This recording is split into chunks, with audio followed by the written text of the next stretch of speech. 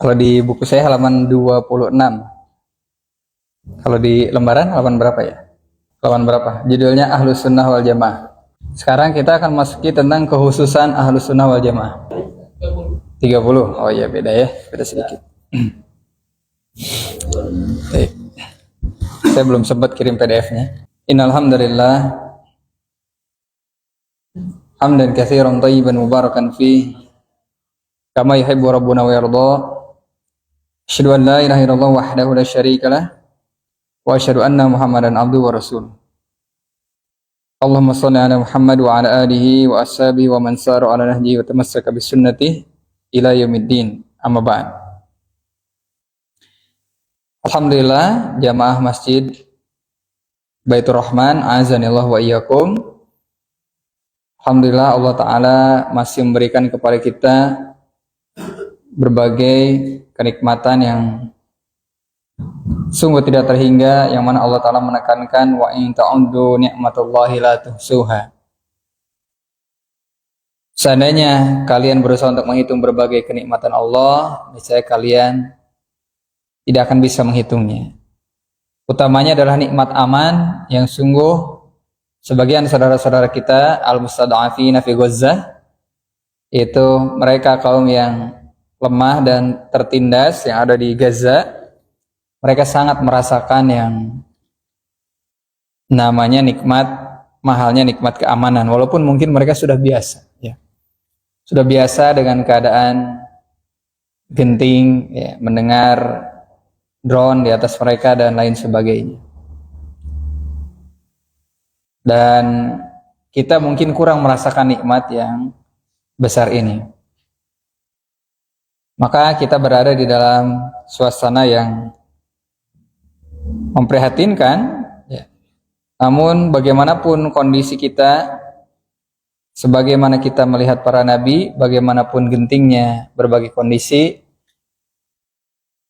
dilingkupi oleh aneka permasalahan, masyakil, ya, problematika, mereka tidak lepas dari berusaha untuk mengobati umatnya dari perkara yang paling dasar. Ya, yu'aliju qaumahu, ya, min usul, ya.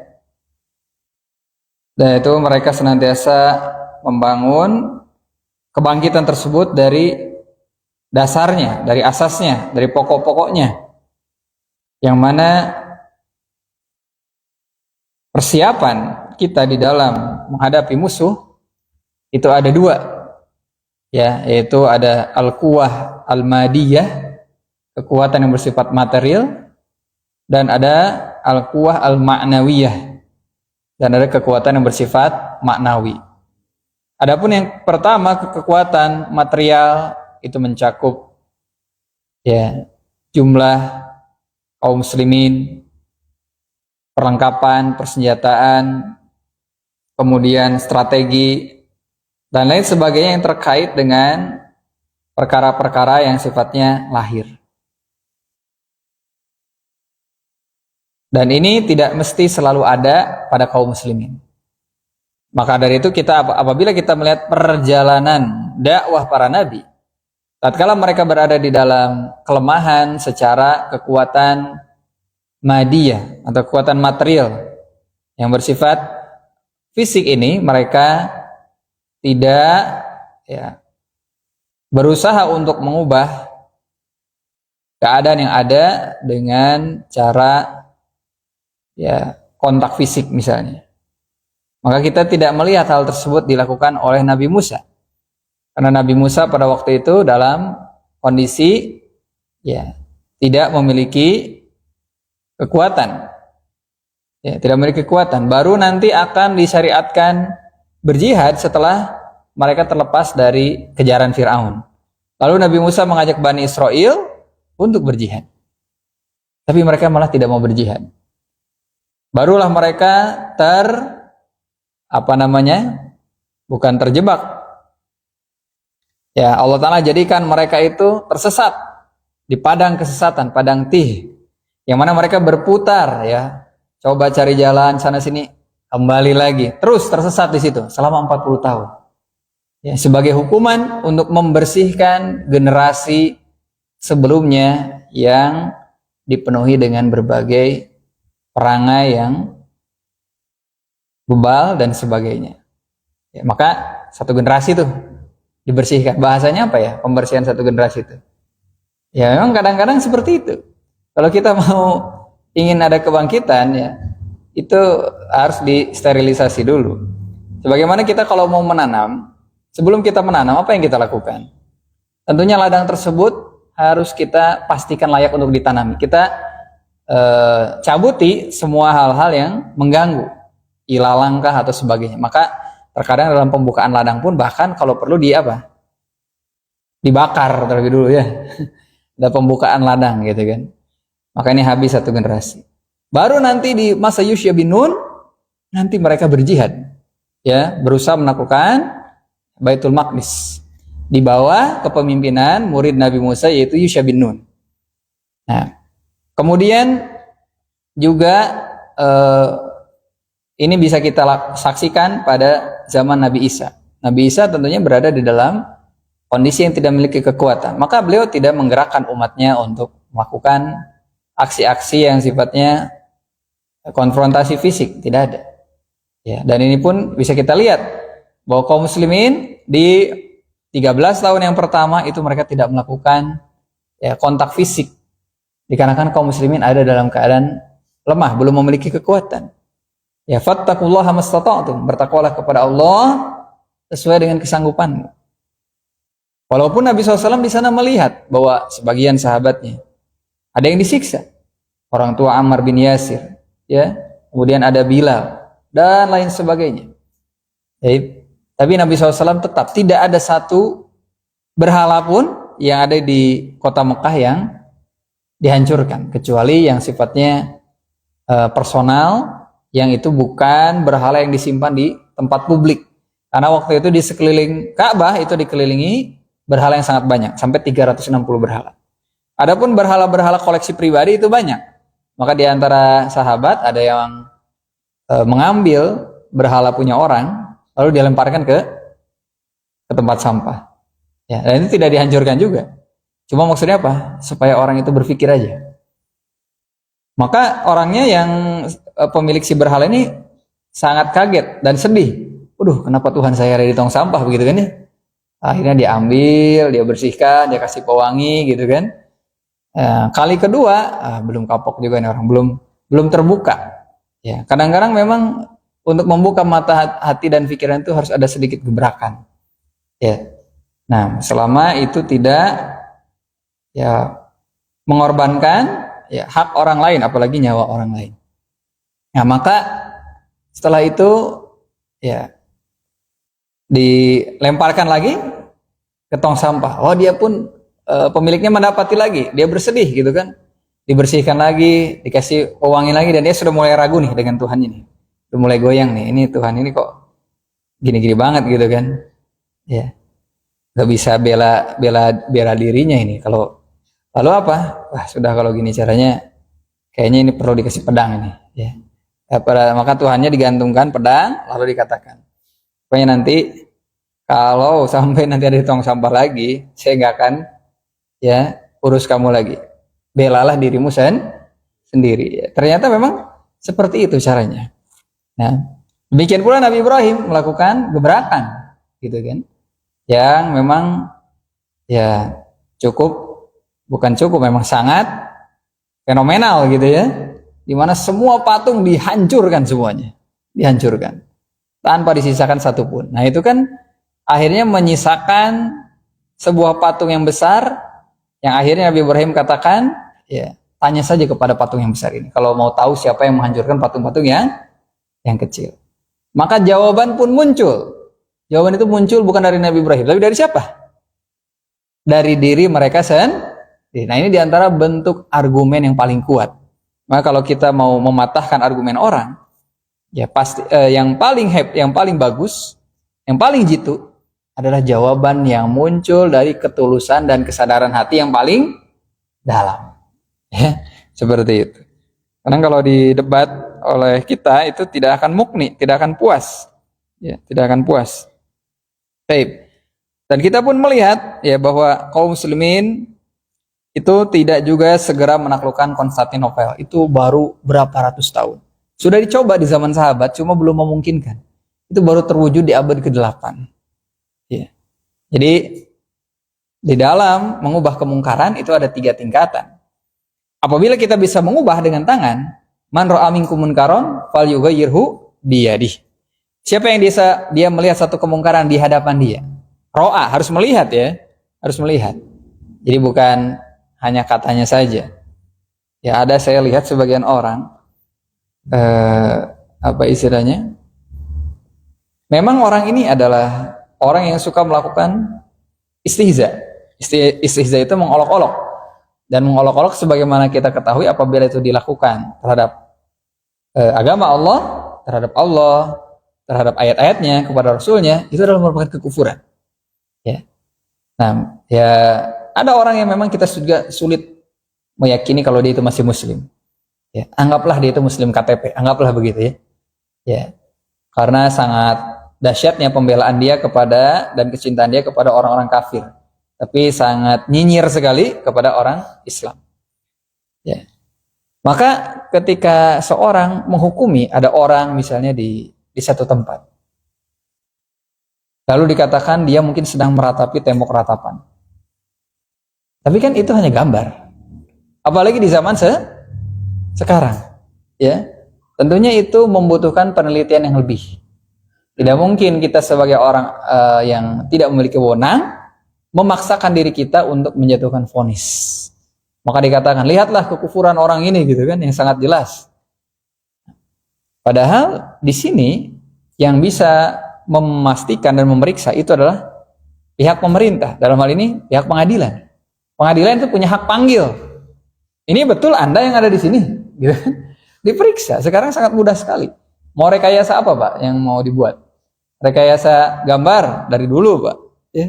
Gambar dari dulu. Rekayasa apa? Suara bisa sekarang. Ya, saya mau buat Kang Tony buat statement gitu kan. Saya tulis teksnya, saya suruh AI ya untuk menyuarakan suara Kang Tony, gitu kan. Nah, maka dalam hal ini ya kita harus berhati-hati. Jadi di dalam melihat sesuatu itu yang dipandang sebagai kemungkaran harus bisa kita pastikan dulu. Harus bisa kita pastikan. Jangan sampai kita berusaha mengubah kemungkaran itu hanya sesuatu yang ada dalam persepsi kita. Padahal kita belum memeriksa kepastiannya. Ya, belum memeriksa kepastiannya. Maka Umar bin Khattab pernah melihat atau mendengar langsung orang membaca Al-Quran tidak seperti apa yang beliau dengar. Ya. Tapi kan tidak langsung divonis. Kenapa kamu baca seperti ini? Ya saya dapatnya seperti ini. Ayo kita datang ke Nabi SAW. Nah, jadi kalau melihat kemungkaran dan di sini kita belum memiliki bukti yang final, argumen yang final, jangan terlalu cepat mengambil kesimpulan.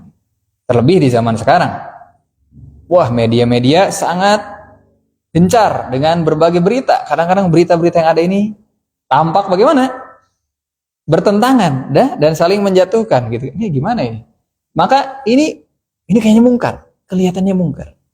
Tapi antum jangan langsung menghukumi. Karena di dalam kondisi misalnya debu itu berterbangan. Dan kita ada dalam kancah peperangan. Apa langkah terbaik yang kita lakukan? Tetap mengayunkan pedang atau kita minggir sesaat sampai debunya reda? Kalau kita memaksakan untuk tetap mengayunkan pedang kita, boleh jadi yang kita tebas siapa? Teman kita sendiri.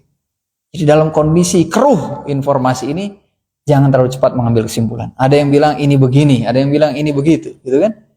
Tapi ada yang terlalu gegabah dalam hukumi, ya, terlalu mengeneralisir, ya, kondisi yang ada. Padahal kalau kita menghukumi, kita mau melihat sesuatu. Ya, percuma kita berdebat tentang ikan yang ada dalam kolam kalau airnya masih keruh, gitu kan ya? Biarkan tenang sesaat, baru kita bisa hukumi, gitu kan? Ribut dua-duanya, yang satu bilang ini ikan arwana, yang satu bilang ini ikan apa? Padahal nggak ada dua-duanya gitu. Ya. Yang satu berlebihan menghukumi, yang satu terlalu bermudah-mudah gitu kan. Jadi kalau kita melihat kemungkaran, ubah dengan tangan kita. Kalau itu mampu. Maka kaum muslimin tidak bersegera memaksakan diri menaklukkan Baitul Maqdis. Waktu itu Baitul Maqdis itu ada terakhir di tangan orang-orang Nasrani. Setelah terkumpul kekuatan, ya di tangan Muhammad Al-Fatih barulah mulai melakukan pembukaan. Ya, dan kita menggunakan istilah Al-Fathu. Islam itu indah. Jadi kalau membuka suatu negeri bahasanya tidak invasi.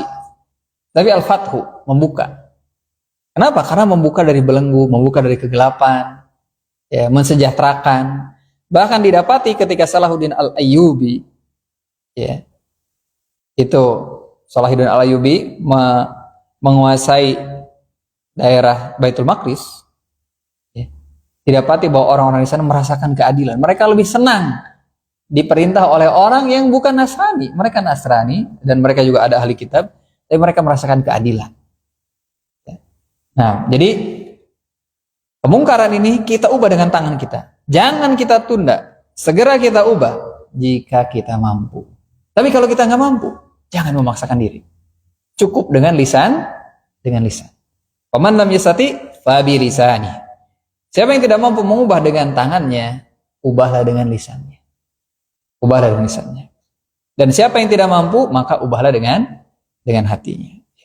Ini adalah perkara yang penting untuk dipegang bagi seorang mukmin agar dia tidak melakukan sesuatu yang di luar kapasitasnya. Karena ini termasuk bentuk takalluf. Kenapa para salaf bisa jadi generasi terbaik? Rahasianya dengan 3 hal diantaranya. Ya, Ibnu Mas'ud mengatakan bahwa para salaf menjadi generasi terbaik. Kenapa? Ya, karena pertama mereka adalah a'maquhum ilman, ilmunya paling mendalam. Kenapa para salaf itu layak diteladani? Ya, para pendahulu yang saleh itu layak diteladani. 1, a'maquhum ilman, ilmunya paling mendalam.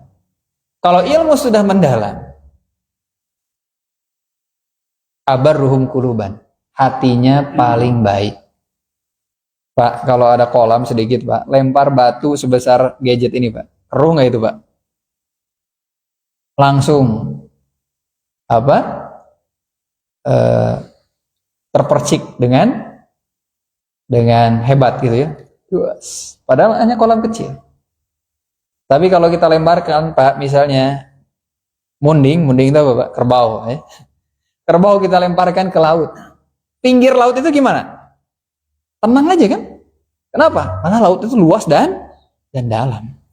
Maka orang yang ilmunya sedikit itu, Pak, dipancing sedikit itu udah kayak air, ya. Bapak pernah menepuk air di dulang, Pak? Langsung ciprat ke muka, ya. Tapi kalau air yang tenang, air beriak tanda tak dalam, gitu kan ya? Ya, kata ahli hikmah. Ada air yang tenang, lemparin batu besar, nah, kan tenang, berarti jero, Pak. Ya. Nah, maka kalau orang itu ilmunya sudah dalam, sudah luas, itu apa? Nggak akan mudah ya beriak. Tenang. Ya. Itu kalau maka hatinya baik, tidak mudah dipancing oleh isu kebencian, hasad, itu nggak mudah mengeruhkan. Tapi kalau ada kolam yang kecil, ya dikasih mungkin darah 1 ember atau 2 ember, itu sudah merubah, mewarnai kolam tersebut. Bagaimana dengan lautan yang luas?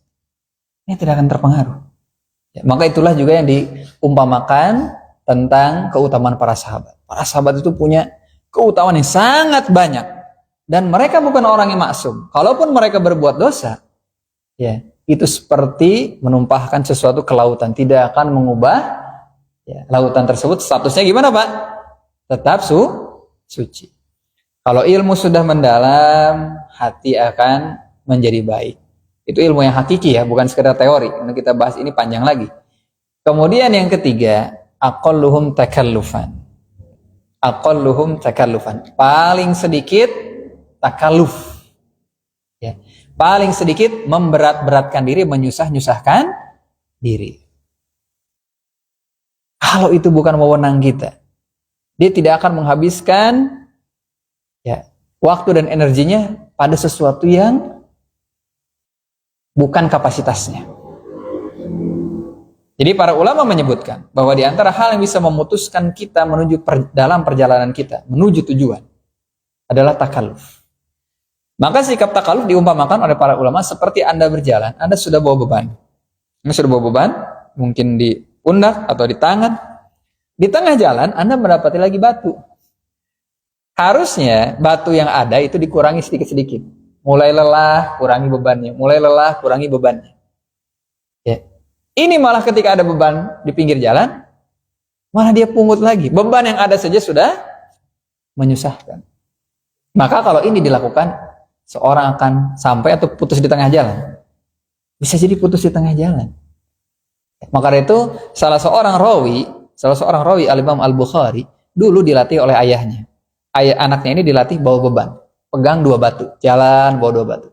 Kalau kelihatan si anak ini udah mulai capek gitu kan, udah mulai turun semangatnya. Nah, buang batunya 1. Setelah dibuang kan ringan, jadi semangat lagi gitu kan. Wah, ini termasuk teknik untuk menstimulus mood ya. Bagus nih orang dulu, belum nggak pakai ilmu psikologi segala ya, mereka ngerti yang seperti ini. Jalan lagi ya, udah capek gimana? Udah capek nih anak ini, buang lah, semangat lagi gitu kan. Nah, ketika anaknya udah capek, baru digendong. Nah itu ya, seorang ayah tuh begitu. Jadi dia harus mempersiapkan anaknya untuk siap menghadapi zamannya. Karena dia akan menghadapi zaman yang berbeda dengan yang kita hadapi. Ya, dia harus tegar, dia harus dipersiapkan dengan segala kemungkinan yang akan dia hadapi. Terlebih generasi akhir zaman, Masya Allah Pak ya. Tantangannya nggak mudah. Kita ini mungkin nggak tahu berapa tahun lagi. Mudah-mudahan kita sih nggak ketemu Dajjal ya Pak ya. Tapi nggak tahu anak-anak cucu kita ini Pak, anak-anak kita ya. Nah ini harus betul-betul kita persiapkan. Karena mereka adalah investasi kita.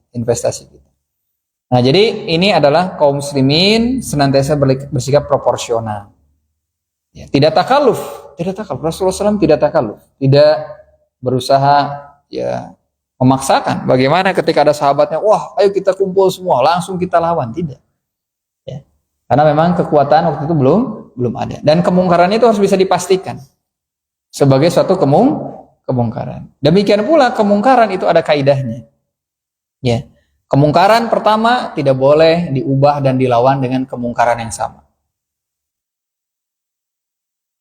Kesyirikan, kekufuran, kebid'ahan jangan dibalas dengan kebid'ahan yang sama. Tapi harus dibalas dengan ilmu. Kemudian upaya kita di dalam mengubah kemungkaran, ya, itu harus dilihat efeknya. Apakah kemungkinan besar dengan dilakukannya kemungkaran? Dengan dilakukannya ingkarul mungkar, itu kita mengingkari kemungkaran. Apakah akan hilang secara total? Atau tingkatan kedua, ya, bahwa sebagian besar kemungkaran tersebut akan hilang. Kalau ini kemungkinannya lakukan. Tapi kalau 50-50, nah ini tidak mesti kita harus melakukannya. Ya, apalagi kalau jelas-jelas kita berusaha mengubah kemungkaran, menimbulkan kemungkaran yang lebih besar. Tidak boleh kita melakukannya. Inilah yang terjadi pada berbagai negeri kaum muslimin di zaman ini dan zaman-zaman sebelumnya.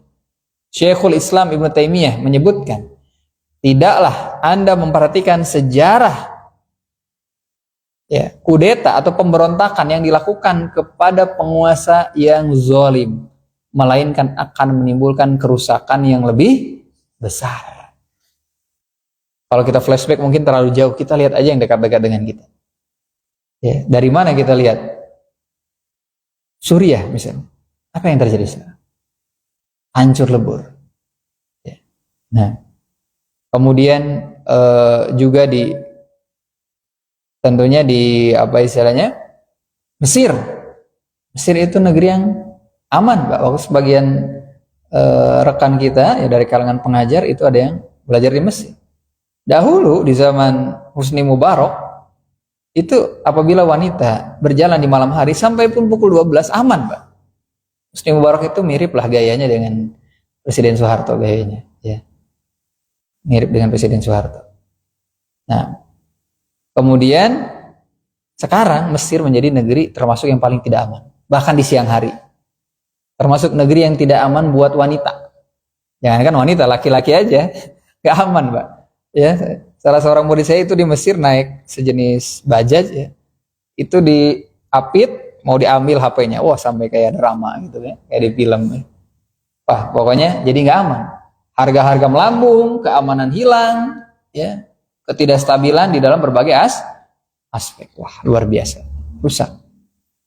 Nah, maka apabila kita ingin mengubah kemungkaran, ini harus dilakukan dengan ilmu. Dan sebelum kita mengubah, kita harus tahu itu betul-betul kemungkaran, atau kadang itu dalam persepsi kita saja. Gitu kan? Mungkin ada orang ya, yang dia memiliki alasan di dalam apa yang dia lakukan. Baik. Kemarin kita telah menyebutkan tentang ya definisi Ahlus Sunnah wal Jamaah, bahwa mereka adalah orang-orang yang meniti jalan Nabi SAW dalam ucapan dan perbuatan. Ucapan kita berusaha disesuaikan dengan bimbingan Nabi. Bagaimana Nabi bertutur kata, ya, bagaimana bertutur kepada yang sebaya, yang di atas, yang lebih bawah, kepada orang kafir, bagaimana di medan perang, ucapan bagaimana kepada istri, dan seterusnya. Juga ya Ahlus Sunnah itu berusaha mengikuti Nabi SAW di dalam ya perbuatan-perbuatannya. Ya, di mana Nabi SAW tidak pernah bersujud kepada selain Allah, tidak pernah bersumpah dengan nama selain Allah. Ya, ini di antara perbuatan atau ucapan Nabi SAW. Wa taqriratihi, dan juga ketetapan atau persetujuan Nabi SAW.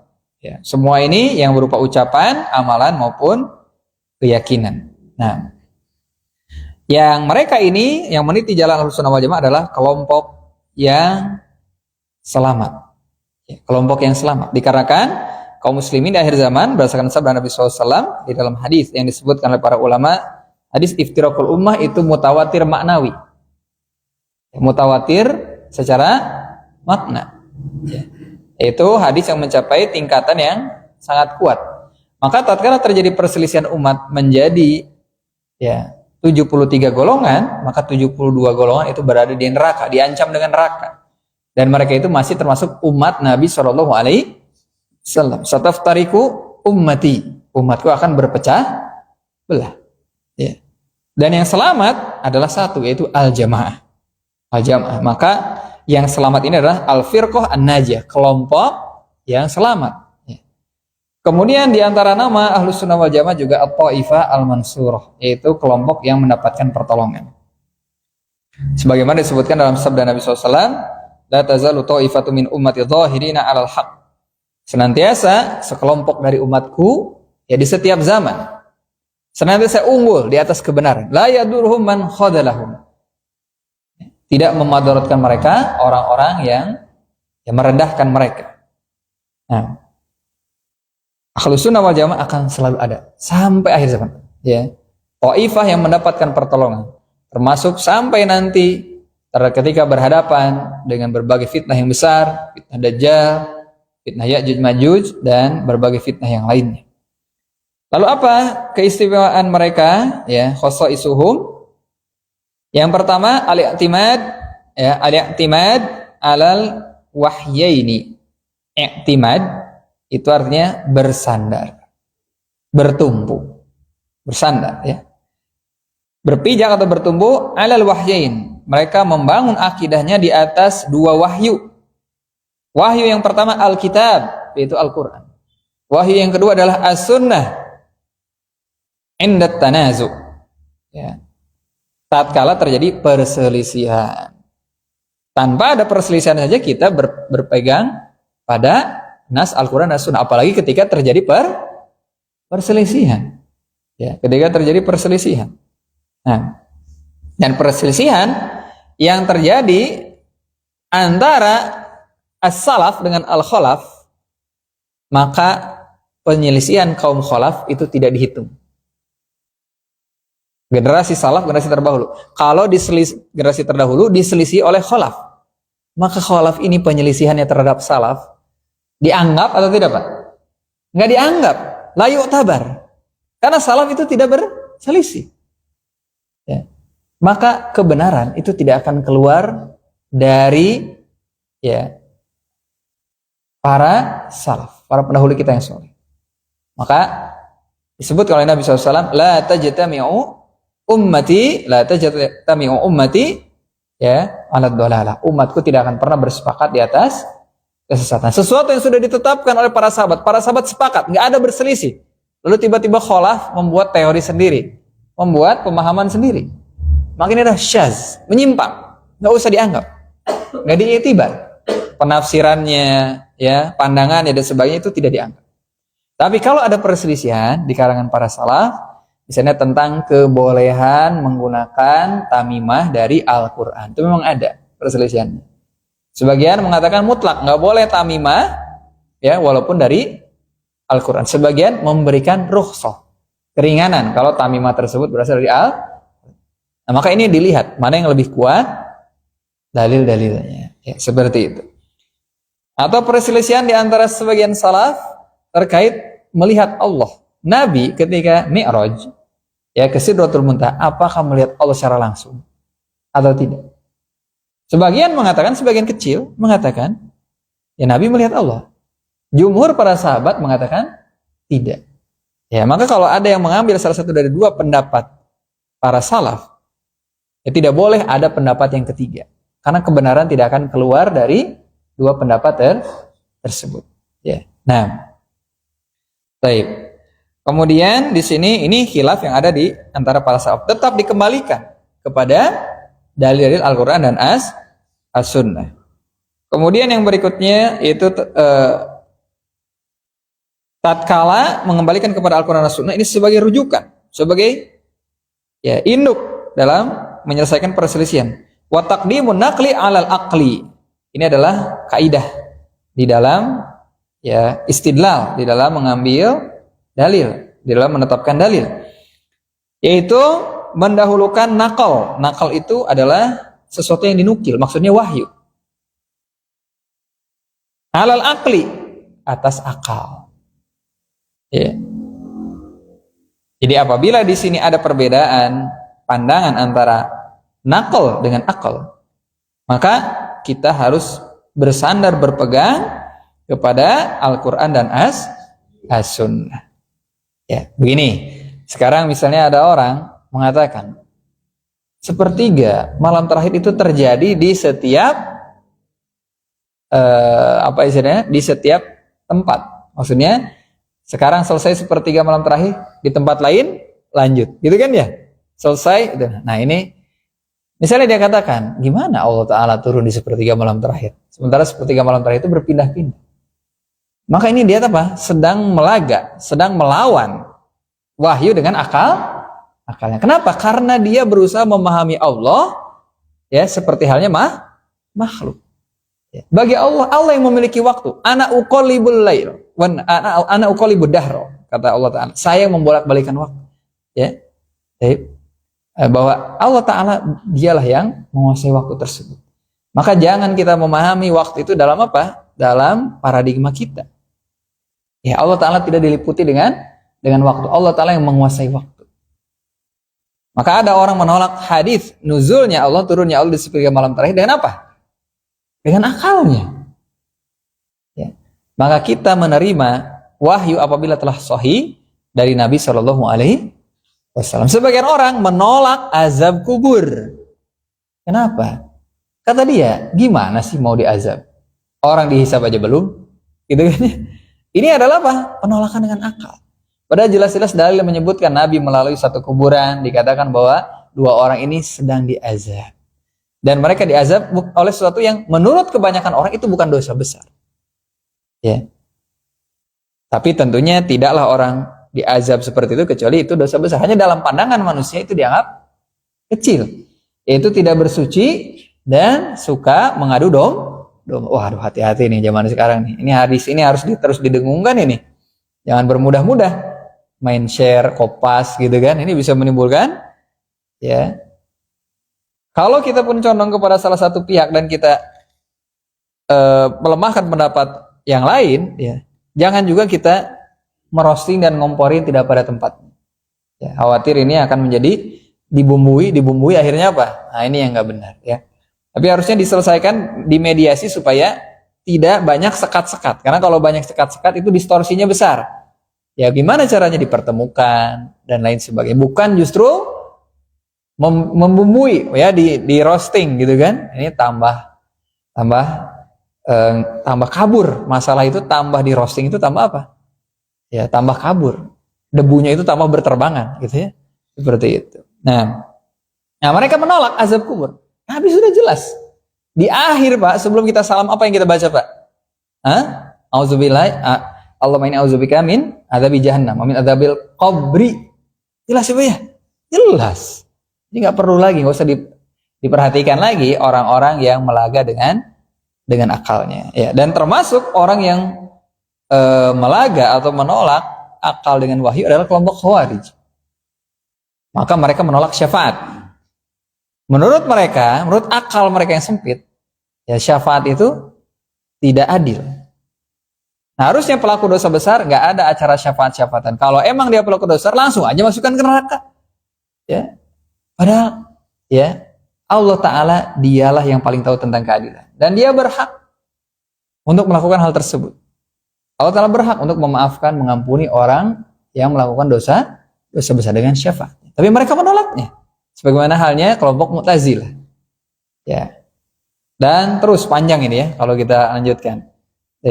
Dan nanti ada firqah-firqah yang punya kesamaan. Mu'tazilah dengan Khawarij, apa kesamaannya? Sama-sama nolak syafaat, gitu kan? Nanti antara Mu'tazilah dengan Khawarij ada juga kesamaan. Di antara kelompok Khawarij juga ada yang menolak Allah dapat dilihat di akhirat, di ru'yah. Ya. Ini nggak akan ada selesainya kalau kita menggunakan logika. Akal siapa yang mau dipakai? Gitu kan? Ini akan ada habisnya. Nah, maka kita harus mendahulukan nakal di atas akal. Nakal itu penukilan yang itu datang dari Allah dan Rasulnya di atas akal. Hal ini sebagai bentuk i'timadan, sebagai bentuk bersandar terhadap firman Allah Tabaraka wa Ta'ala, fa in tanaza'tum fi syai'in farudduhu ila Allahi war Rasul. Apabila kamu berselisih di dalam satu urusan, maka kembalikanlah kepada Allah dan Rasul. In kuntum tu'minuna billah. Kalau kalian memang benar-benar beriman kepada Allah. Jadi syaratnya nih, kalau kita ingin dianggap orang yang beriman, hendaklah kita mengembalikan perselisihan tersebut kepada Allah, ya kepada Al-Quran dan kepada Rasulnya. Jangan dikembalikan kepada akal kita. Akal kita yang cerdas misalnya, kalaupun Allah Ta'ala berikan, bukan untuk menghukumi syariat. Ya. Akal kita bukan untuk menghukumi syariat. Karena akal kita itu kalau diibaratkan oleh para ulama, akal itu setajam apapun, sehebat apapun, kedudukannya seperti mata dengan cahaya. Ada orang Pak, matanya tajam, seperti mata elang lah, anggaplah ya. Sebagian orang Arab pandangannya tajam karena suka pakai celak dan sebagainya. Ya. Jauh pandangannya. Sekarang di malam hari, dia bisa lihat Pak. Ketajaman mata itu apa? Bertumbuh pada cahaya. Secerdas apapun orang, akalnya kalau tidak disinari dengan cahaya wahyu, dia nggak akan bisa melihat sesuatu sebagaimana hakikat. Nah, maka jangan kita menyerahkan agama kita ini hanya kepada akal. Ya, sebagaimana dikatakan oleh Al-Imam Al-Barbahari bahwa Allah Ta'ala tidak meletakkan agama ini ya la tudo ala uqulir rijal. Ya, tidak diletakkan di akal-akal manusia. Tidak. Maka Ali bin Abi Thalib sering kita sampaikan di sini, "Lau kana dinu birra'yi, la kana asfalal khufi aula bil masi min a'lah." Ini kaidah. Ya. Seandainya agama itu dibangun berdasarkan akal semata, seharusnya bagian bawah khuf lebih layak diusap daripada bagian atasnya. Nah, jadi Islam mengajarkan untuk menjaga akal. Siapa yang mengamalkan Islam, akalnya akan terjaga, akan jernih, akan jauh dari tanakut, dari kontradiksi. Dan Al-Quran adalah sebaik-baik yang mentarbiyah, menajamkan, mencerahkan, menguatkan akal. Kenapa? Karena karakter Al-Quran 100% zero perselisihan, zero tanakud. Tidak ada kontradiksi. Berbeda kalau kita ingin menguatkan akal dengan kaidah pemikiran ala Aristoteles. Kadang kaidah Aristoteles bertentangan antara yang ini dengan yang ini. Ucapan Aristoteles dalam satu permasalahan dulu dengan sekarang itu berbeda dalam satu masalah. Ya. Belum lagi kalau dalam beberapa masalah itu akan terjadi ya kontradiksi. Maka kita harus mentarbiah akal kita dengan wahyu. Karena tarbiyah itu ada dua. Ada tarbiyah bil fikri dan ada tarbiyah bil wahyi. Ini yang banyak dilalaikan oleh orang. Tarbiyah bil fikri, contohnya orang menguatkan dengan matematika, ya ilmu-ilmu logika, itu menjadi tajam kemampuan pemikiran dia. Tapi ada satu yang dilalaikan itu apa? Tarbiyah bil wahyi. Yaitu tarbiyah dengan wahyu. Yang mana dengan wahyu itu utamanya seorang itu akan menjadi ulul albab. Orang yang memiliki memiliki akal. Maka kita dapati orang-orang yang cerdas, IQ-nya tinggi, kadang ada orang bunuh diri. Ya, kenapa? Rapuh. Akalnya tidak bisa ya memenuhi kebutuhan ruhnya, tidak cukup. Baik. Ini panjang lagi nanti kalau terkait dengan akal, ya. Ini panjang lagi. Dzalika khairu wa ahsanu ta'wila. Ini itu lebih baik dan ya, lebih baik lagi kesudahannya. Khairun. Nah, kemudian di sini di antara kekhususan Ahlus Sunnah yang kedua yaitu as-sair ala manhajis salafus saleh. Menempuh metode salafus saleh di dalam fahmil kitab, di dalam memahami Al-Qur'an. Was sunnah, dan juga dalam memahami sunnah. Fa inna tariqatahum, ya, dikarenakan thariqah atau jalan mereka itu thariqahnya para salaf. Pertama, aslam, pasti lebih selamat. Kedua, a'lam, lebih berilmu. Ya, lebih kokoh lagi dari segi keilmuan, lebih mapan. Wa ahkam, dan lebih bijaksana. Nah, makanya kita jangan tertipu dengan istilah atau jargon yang disuarakan kaum khalaf. Kaum khalaf mengatakan salaf memang lebih aslam. Mereka akui salaf lebih aslam. Mereka tidak mau mentakwil sifat-sifat Allah. Sifat tangan ditetapkan sebagai tangan. Nuzul, turun, diartikan turun. Istiwa dipahami sebagai istiwa. Salaf itu ya emang sih lebih selamat. Kalau kayak gitu memang lebih aman. Ya, lebih aman. Kenapa mereka nggak melakukannya? Karena mereka nggak seperti kita, nggak seperti kholaf, yaitu generasi belakangan.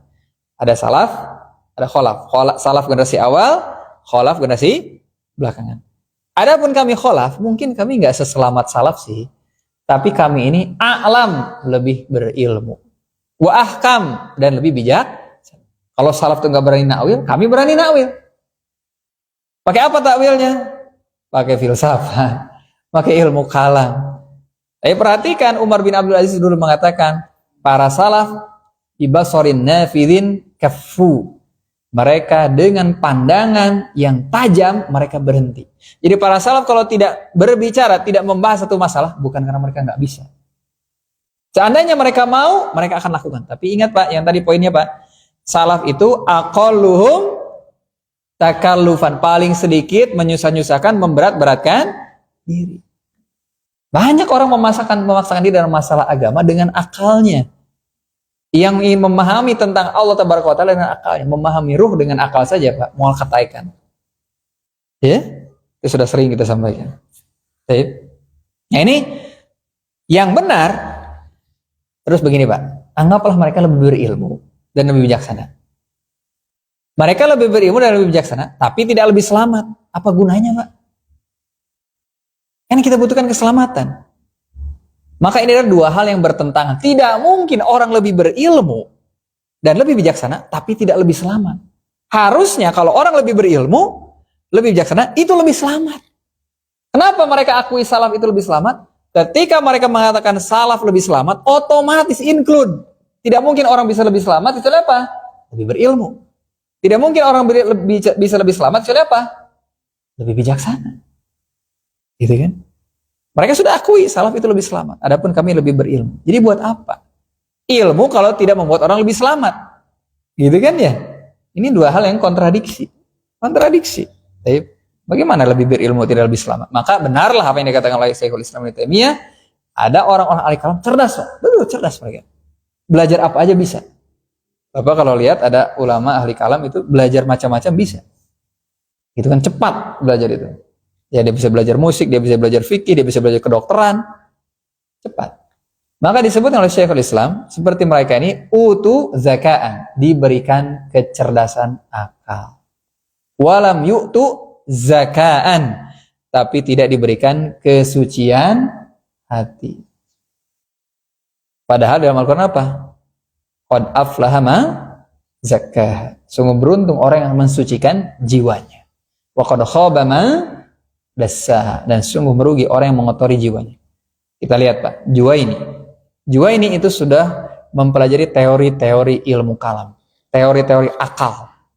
Tuftul ma'ahid kullaha, saya sudah mempelajari berbagai corak pemikiran, berbagai corak filsafat, corak teologi. Sudah dijajal. Dia sudah membaca 50.000 buku, Pak. Kita 50 buku tamat, Pak. 1000 kali lipat kita, Pak. Ya. Suruh nyebutkan judul buku 50 aja, baru 10 aja udah. Ya, coba, Pak. Ada mau saya tes, Pak. Ya.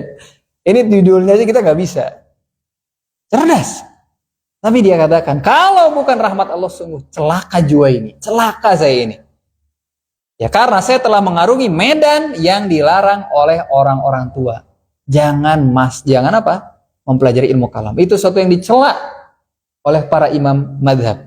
Ya Imam Syafi'i, Imam Ahmad, Imam Malik, semuanya mencela ilmu kalam. Saya telah mengarungi satu medan yang dilarang. Dan saya ingin seandainya saya mati di atas akidah orang-orang tua yang ada di negeri Naisabur, yang mereka nggak kenal dengan ilmu kalam.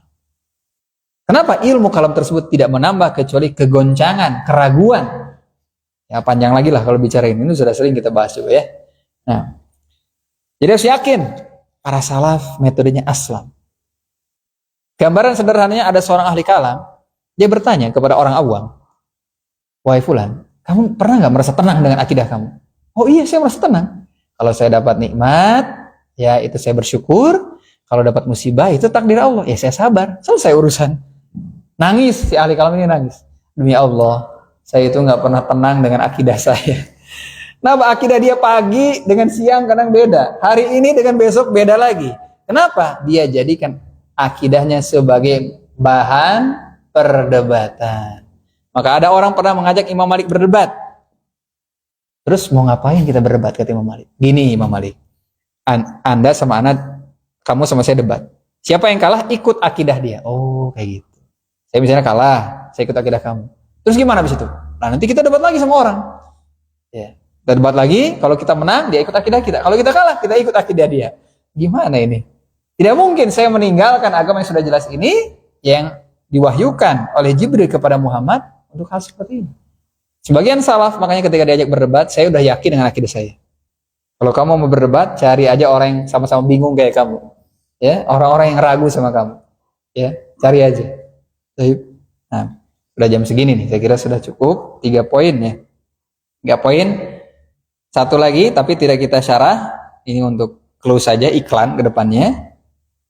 Ya, yaitu at-tahari fi qabulil akhbar wa dzalika bi ilmil isnad. Waduh, panjang ini pembahasannya. Jadi betul-betul menjaga dan memperhatikan di dalam menerima berita. Yang demikian itu ya dilakukan dengan ilmu sanad. Dirosah, mata rantai, ya, periwayatan atau ilmu ya yang bersambung dengan para rawi yang terpercaya. Sanad itu ya adalah sesuatu yang menghubungkan satu teks atau matan. Jadi ada satu teks mau kita kaji, ini nyambung gak kepada Nabi? Satu pemahaman nyambung gak kepada para salaf atau kepada para imam? Maka dengan dirosah sanad, yaitu sesuatu yang menyampaikan kepada teks ini. Nah, ini sesuatu yang tidak dimiliki oleh agama-agama yang lain. Makanya agama-agama yang lain itu rusak. Kenapa tidak punya sanad? Tapi agama kita tetap terjaga. Kenapa? Jelas. Jelas semuanya ada landasannya. maka akan memberikan ketenangan, kedamaian, bahwa semuanya bukan sekedar katanya, kata fulan, tidak, tapi jelas nyambungnya. Maka ketika terjadi fitnah, disebutkan oleh para ulama, samulana rijalakum, sebutkan kepada kami para perawi kamu. Rijal itu laki-laki, yaitu para lelaki yang meriwayatkan pemahaman ini kepada kamu. Samulana rijalakum. Ya, kalau mereka meriwayatkan dari ahlu sunnah, diterima. Kalau mereka meriwayatkan dari ahlu bid'ah, ditolak. Apalagi ahli bid'ah yang sudah dikenal dengan kedustaannya, seperti kaum Rafidhah. Kaum Rafidhah, ya, yang mereka itu meyakini imam ya 12, ya, seperti itu. Nah, yang memberikan sifat-sifat ketuhanan kepada imam-imam tersebut, dan mereka malah mengkafirkan para sahabat. Saya kira cukup untuk kesempatan kali ini. Masya Allah, cuma dapat 2 baris ini Pak, 2 paragraf, kurang ya. Jadi mudah-mudahan yang sedikit ini bisa kita pahami, karena insya Allah tidak ada yang baru, kebanyakannya adalah pengulangan, tetapi pengulangan itu adalah sesuatu yang penting. Ya. Nah, demikian yang bisa kita sampaikan, mudah-mudahan bermanfaat. Semoga Allah Ta'ala mengokohkan kita di atas akidah dan manhaj ahlus sunnah wal jamaah, dengan senantiasa memperhatikan kaidah-kaidah ini, terutama di zaman ini. Di zaman ini, saya dulu waktu tahun 2017 ya Pak ya, 2017, sekarang 2023, 5 tahun yang lalu ya, itu ditanya, Ustadz, katanya ya Dajjal itu akan muncul kapan gitu, dia bilang ya. Wah, ini kan repot yang seperti ini. Nah, kalau kita tidak punya kaidah, kita hanya ngambil dari orang saja, lalu orang itu ternyata buat dari hitung-hitungan. Ya, ada orang memprediksi kehancuran Israel itu 2027 gitu kan. Ya kita tidak bisa. Itu kita khawatir jatuh kepada rajman bil ghaib, menerka-nerka perkara yang, dan itu nggak boleh. Dan kembali Pak, para salaf apa? Aqalluhum takallufan, itu takallufa. Nah, itu sudah apa? Masuk menjelajahi sesuatu yang di luar ya kapasitas kita.